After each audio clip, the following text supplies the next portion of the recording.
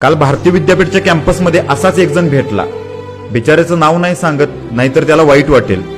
3,000 रुपयांची monthly mess लावली आहे आणि जेवलाय मात्र फक्त 6 दिवसच. आणि पिझ्झा, बर्गर, चहा, कॉफी आणि सिगरेटचं बिल झालंय महिन्याचं 13,000 रुपये. काय करायचं अशा तरुणांचं? समजवण्या पलीकडचा विषय आहे हा. पैशांची किंमत त्याच व्यक्तीला चांगली कळते ज्या व्यक्तीने गरिबीचे चटके सहन केलेले असतात.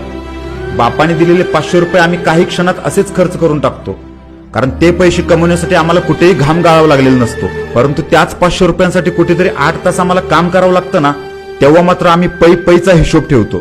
माझे चुलते मला नेहमी म्हणतात की आपण 1 रुपया जेव्हा कमवत नसू तेव्हा कुठल्याही प्रकारचा खर्च करण्याचा आपल्याला नैतिक अधिकार नसतो.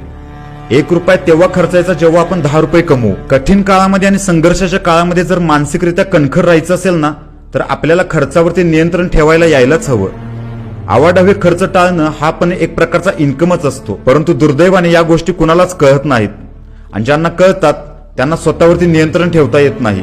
मग होतात कर्जबाजारी. गरज नसताना आणि आर्थिकदृष्ट्या तितकं सक्षम नसताना 1.5 लाखाचा आयफोन घेण्यापेक्षा 10-20 हजाराचाच मोबाईल घ्यावा आणि उरलेले पैसे इन्व्हेस्ट करून त्याचे 10 लाख रुपये करावे. मग मात्र अभिमानाने 1.5 लाखाचा मोबाईल घ्यावा. परंतु नाही, आम्हाला असं अजिबात करायचं नाहीये, कारण आम्हाला शो ऑफ करायचंय.